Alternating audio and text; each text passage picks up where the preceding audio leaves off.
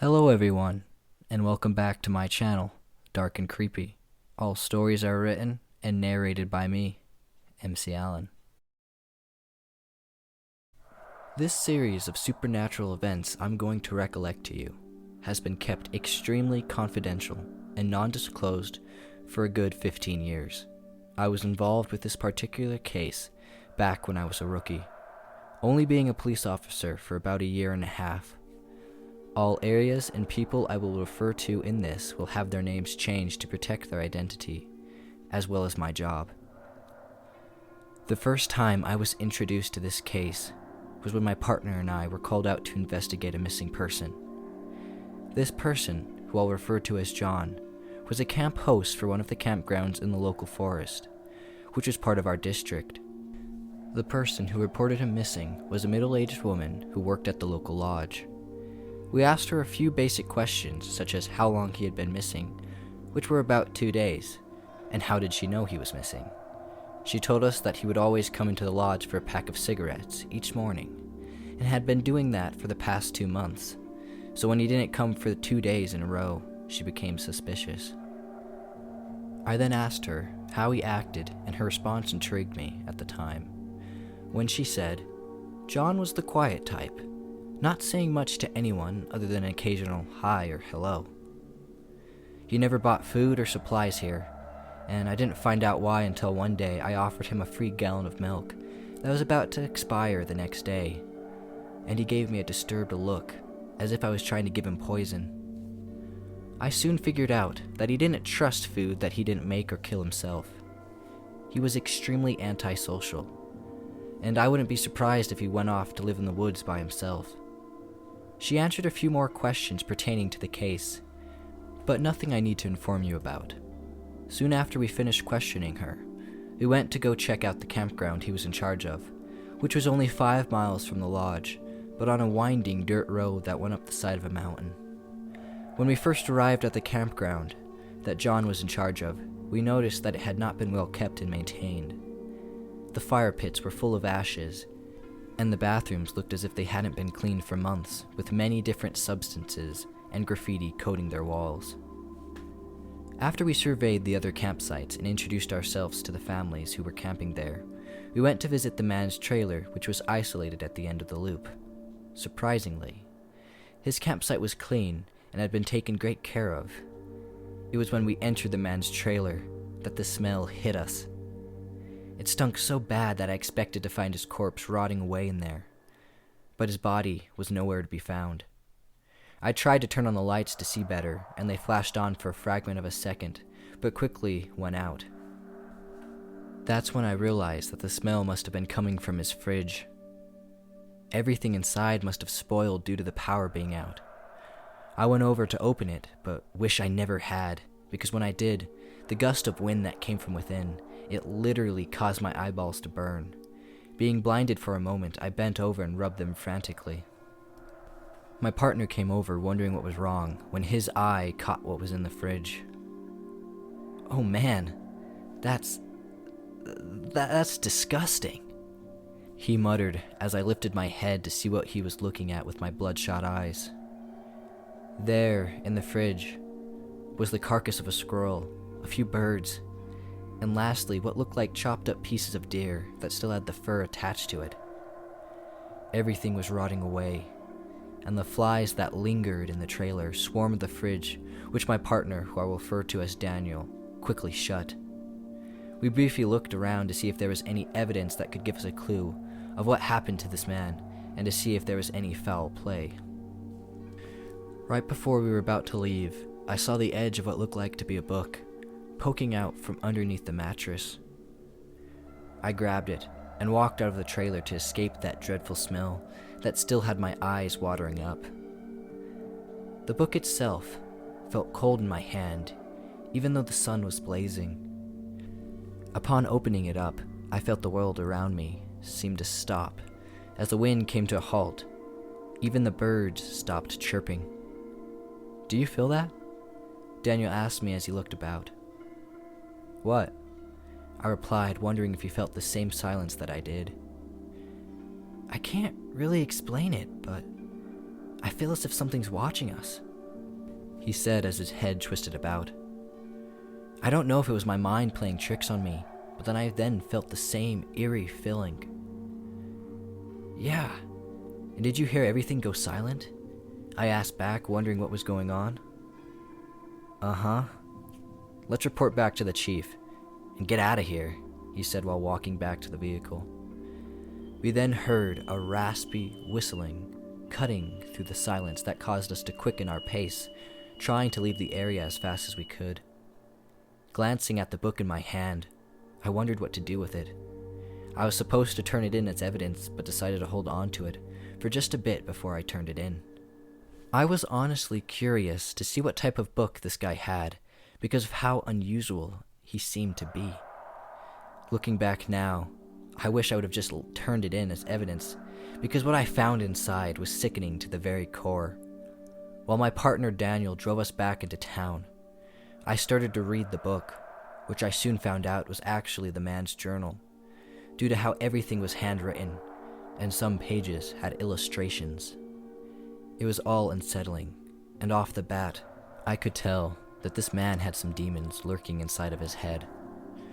I will go into more depth of what was written and drawn in that journal later, but as of now, I need to state that if the chief of police that's over my department ever found out that I stole this journal and then disclosed the details of this case online without prior consent, then I could risk losing my job. Anyway, when we got back to the station, we had already reported everything we found out about this man over the radio, and they were able to properly ID him. The strange thing is that they didn't have too much on him, since he's been out in the woods for so long. He had only one living relative left, and that was his mother. The only thing that we were able to pull up under his name was that when he was 13, he had accidentally burned down his parents' house during the night due to unknown reasons. One account states that he said he was performing a ritual of some sort. Satanic or not, this missing person was unlike any person I have ever investigated since. Continuing with the main subject matter, this case involving the camp host has been by far the most mysterious and gruesome case that I've ever investigated. Everything that had happened up to the point of when I stole the journal was only the shallow part of the story. But little did I know that I would soon find myself in the deep end of the pool. What we found out there could cause any sane person to have a mental breakdown, so I'm not going to drop it on you all at once, but rather spoon-feed it. This was only the beginning of a nightmare.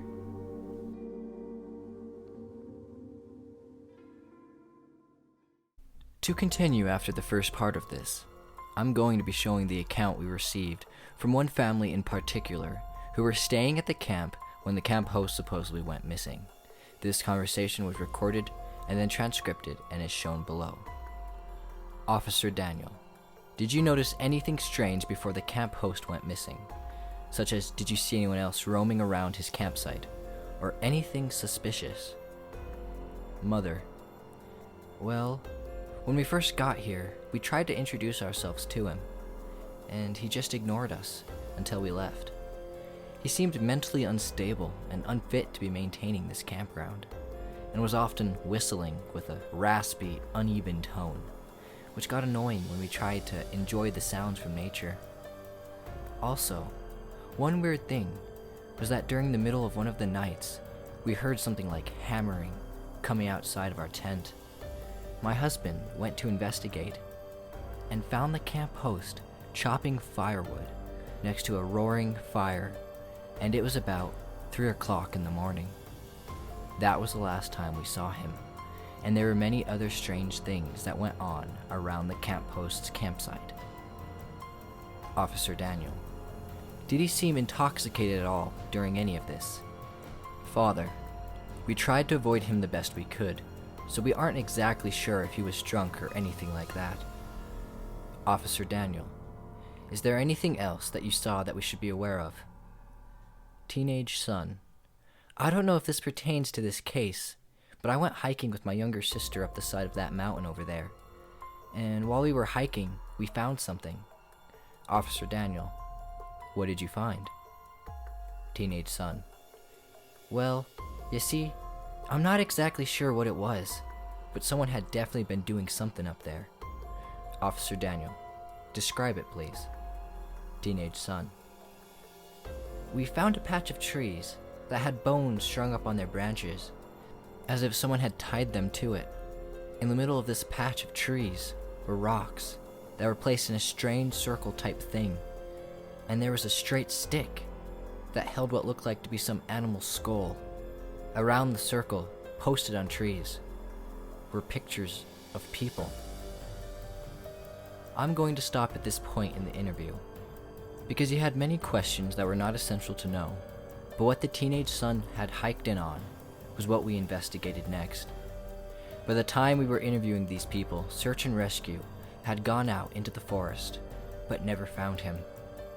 They did find some random cigarette butts mixed in the dirt, which tied back to him buying a pack of them a day from the lodge, so they thought they were close to finding him.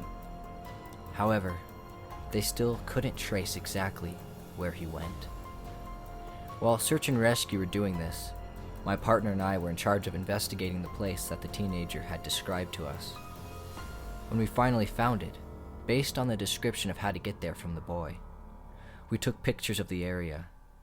It was a strange place, and the random pictures of people posted on trees all angled to where any one of them could be seen if you stood in the middle of the rocks. I examined the photos, trying to see if I recognized any of the people, when Daniel said, "Isn't that the little girl who went missing in the woods last summer?" Walking over, I examined the picture, and it matched the photo which our police department put in the newspaper, wondering if anyone had seen her around. Yeah, that is the girl, but why would someone put her picture here? It just doesn't make sense to me. You don't suppose that these are all pictures of people who've gone missing? Daniel asked as he looked around. Only one way to be sure. Let's take a picture of each one and send it back for analysis.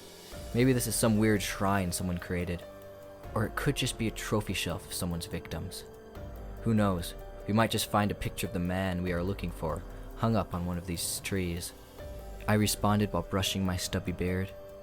Daniel agreed, and we photographed and documented the area.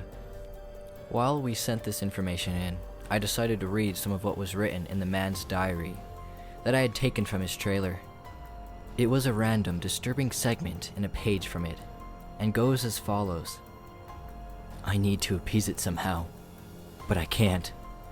It's following me everywhere I go, and there's damn near nothing I can do about it. Every time I feel it get close behind me, I dart around, and nothing's there. I see people in camp smiling and having the time of their lives, not knowing of the evil I have just done. This is what I couldn't understand in this man's writing at the time, was that he seemed as if someone or something was trying to get to him, but there was no evidence proving that this was true. There was no forced entry into the man's trailer. It was as if he had just vanished, without a trace except for a few cigarette butts. Later, Daniel and I were notified about who the pictures were of, and the answer was mind-boggling. Every single one of those people had gone missing in that forest area, ranging from 20 years ago all the way to the present day. Either someone was being insensitive and made this, or this could just be a trophy case of someone's victims, whose deaths were all blamed on going missing in the woods. All I knew at the time was that this case began to grow far past than just a simple missing person. Sometimes, one person's perspective is completely different from another, even if they are both observing the same thing. That is one rule I learned while being a police officer. Always be prepared to know that you aren't prepared at all.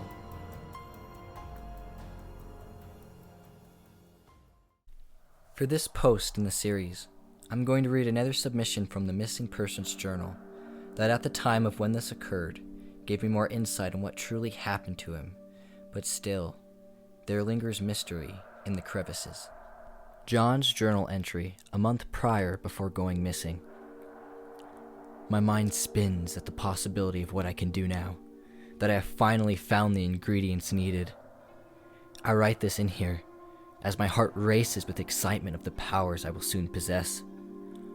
Oh, the things I'll be able to do when I gain the strength of 10 men. However, this ritual is still unclear, and could backfire terribly. But I will obey the rules given and not cross any boundaries or lines. My life depends upon it. Next entry, which was the night before he supposedly went missing. What have I done? Jumping into something so stupidly, having people around, and to be caught off guard as I was. The ritual was going perfectly, until that camper came to complain about me chopping wood in the middle of the night for the fire. He slowed me down, so I wasn't able to place the piece of wood into the fire at the exact time for everything to work properly. And now I've unleashed a shadow beast into these woods. One made up of human misery and death, born from flames who can only die by the same. But as soon as it arose from the flames, it inhumanly darted into the woods, escaping the words I tried to mutter out, to cease it from existing. But now, oh now, there is nothing I can do to stop it. Its hunger and thirst for blood, and a host is unquenchable. I know soon that it will come for me, but I will only be the first of many. If I do not write again, then I bid this cruel world farewell. This was the second to last entry in the journal, but the last one I showed you in the previous post where he wrote about being followed. So, furthermore, these are some of the last sentences he's ever written. That thing isn't trying to kill me, but I have no idea what it wants. It wanders close to me at night, out of sight, waiting for me to let down my guard. But it could have killed me many times already, but hasn't. And I truly don't know why. The only thing I can imagine is that this thing, this terrible thing, wants to get inside of me, possessing my body and gaining complete control of my actions. Soon, after it would commit the most heinous crimes that anyone could ever imagine. If this would happen, it would probably destroy the shrine I made to pay respect to the ones who've gone missing, to the wandering spirit I unleashed into the same forest about 20 years ago. All of those people died because of me, and I fear that if I don't maintain that shrine, then they will come back to haunt me. I have dug myself into a hole too deep to get out of now. I will finally pay the consequences. If someone finds this journal after I die, then you need to understand this. That thing won't rest no matter what, and can only die by fire. Torch the forest for all I care, if that's the only way you can kill it. Also, if I end up going missing, whatever you do, don't go looking for me, because it won't be me. After reading that last sentence for the first time, my blood ran cold.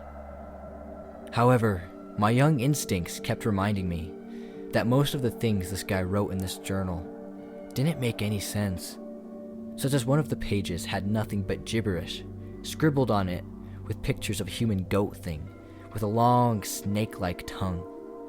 So I took everything he wrote with a grain of salt. In general, the book as a whole just gave me bad vibes every single time I held or dealt with it. After I finished reading through it and trying to understand everything this man was talking about, I slipped the journal in with the other evidence involved with this missing persons case. No one ever noticed it because the forest was known to often have people go missing, which meant that cases like this one weren't a priority. However, all of the people going missing made me think about when John wrote about releasing a wandering spirit into the woods. And he made that strange shrine that the teenager stumbled upon to try and appease the spirits of the people who were killed by it.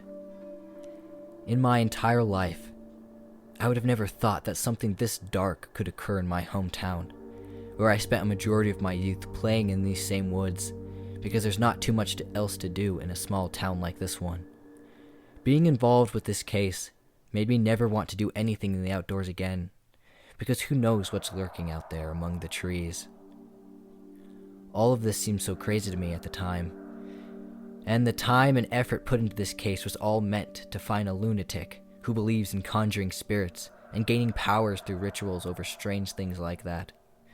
Again, I was a young rookie at the time, and now I fully understand that there are things in this world which are best to be left alone and untouched, because for all you know, you could be getting yourself into trouble with a much deeper force than you could possibly ever imagine. Like John did. The next post will be my last of this personal story of mine, because I fear that my coworkers and other people I haven't told you about yet will catch on to this and know it was me who disclosed this information to the public.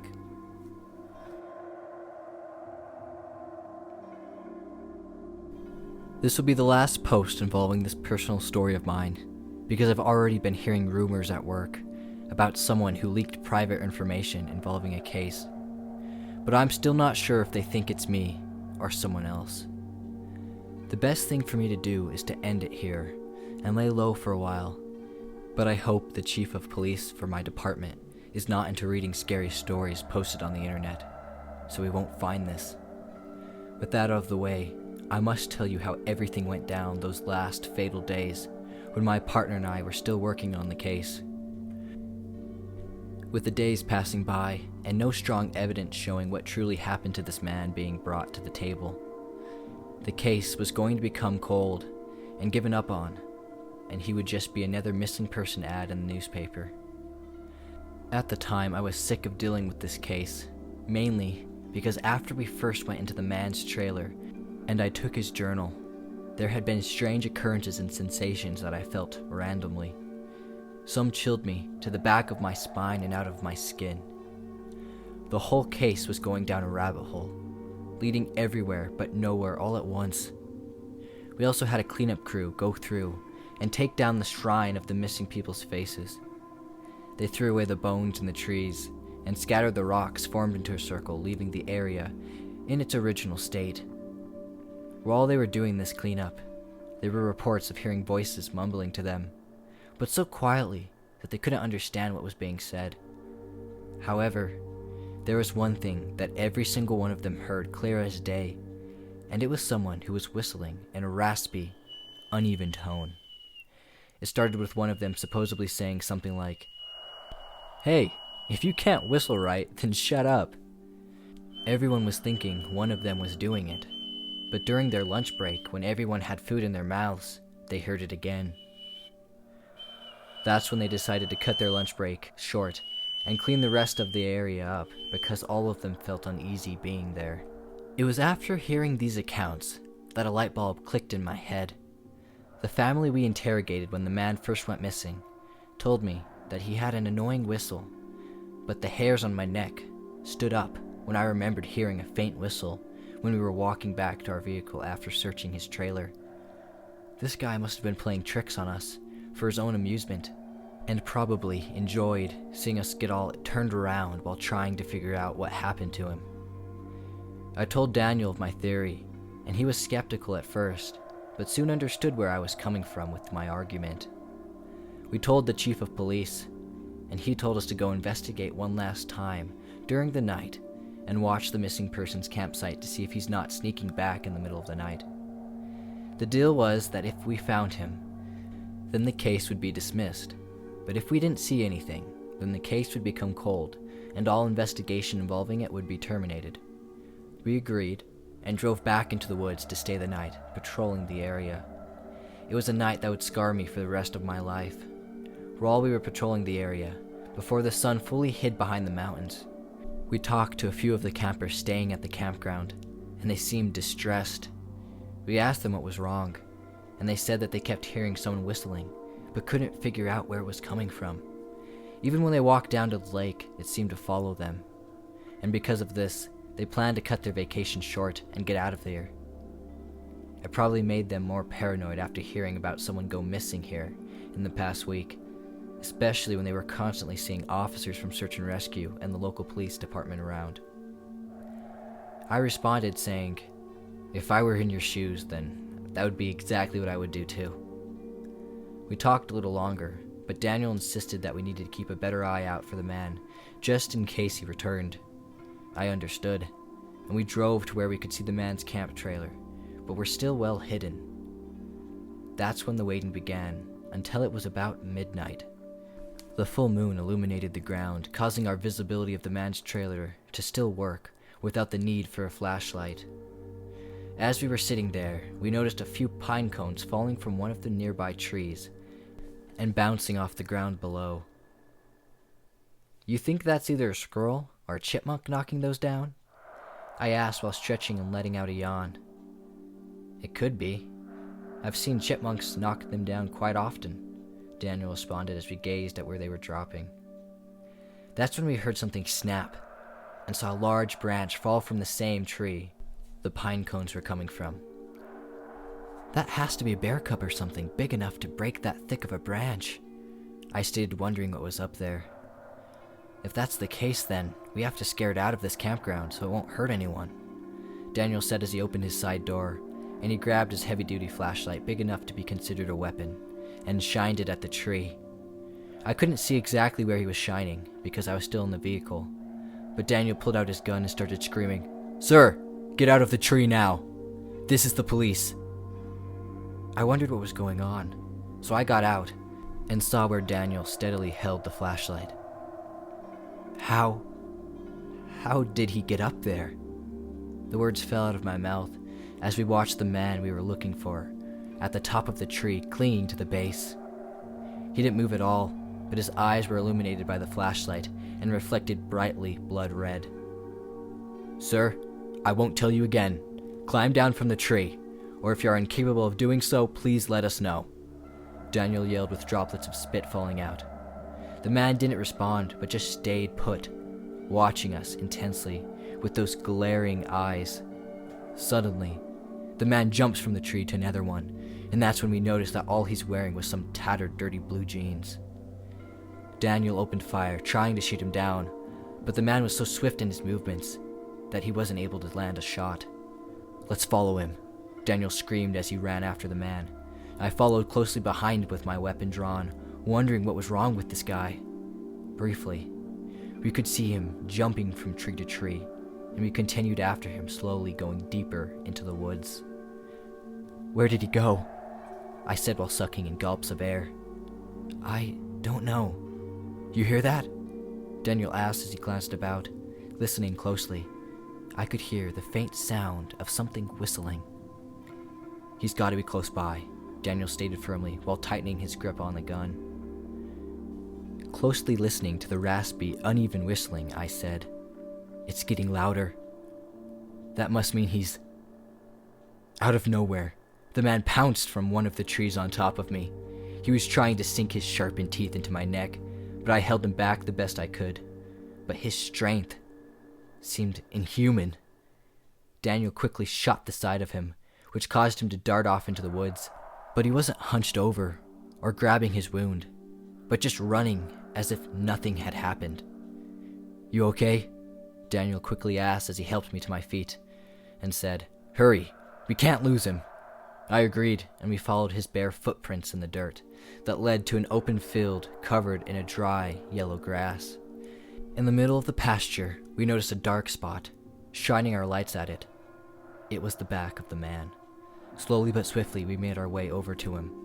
But when we got there, we saw that he was shaking, and I asked sternly, "Sir, please restrain yourself. We aren't here to hurt you." The man's eyes darted at me, and he muttered with blood spewing from his mouth, "Run! That thing left me to die, and is searching for a new host. Get out of here while you still can." "We need to get you to a hospital, and we're not leaving. Now please explain to me why you tried to attack us," Daniel asked sternly, not knowing everything that I knew about this man's dark past at this point. The man's eyes, who were staring me down, slowly started to move to stare at something just past me. Not looking behind me, I grabbed Daniel's arm and quickly yanked him towards where we came from. He restrained and pulled his arm from my grasp, saying, "What are you doing? You can't just leave him here." Not knowing what to do, I looked back at Daniel and saw a dark figure standing about 5 feet behind him. "There's something right behind you," I screamed while trying to pull out my gun that seemed stuck in its holster. Daniel then said while turning around, "What do you mean there's something?" As he looked behind him, the figure stayed still. Daniel drew his gun and looked back at me, and I could sense fear in his eyes. The man on the ground began muttering nonsense words, which seemed to anger the thing which suddenly disappeared. That's when the man on the ground started to kick his feet while screaming his lungs out.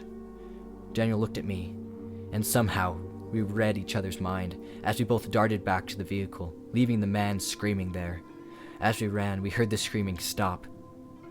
But not waiting for anything, we jumped in the police car and drove off back to town. We got on the radio and reported back to the station on everything that went down, and they seemed in disbelief. As we got back to the station, there were people I've never seen before, dressed in dark suits that interviewed us on what exactly happened, and once it was over, they made us promise not to tell anyone else about it.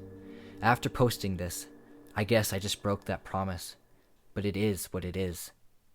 Later I found out that they closed the campground down, saying that it needed to be refurbished. And soon after, there was a mysterious fire that swept the area, burning everything into ashes. In the newspaper, it was blamed on the butt of a cigarette that was tossed into a dry grass field. I knew that that was a lie, and it wasn't intentional burning. The fire was meant to kill that thing, but I don't think it worked, because a week later, someone went missing in a part of the woods nearby that was untouched by the flames. We never solved this case, because technically the man was still missing, but I'm never going back into that area again. It's been 15 years since I was last there, and I will go the rest of my life avoiding it. Some places need to be avoided the same way some things don't need to be understood.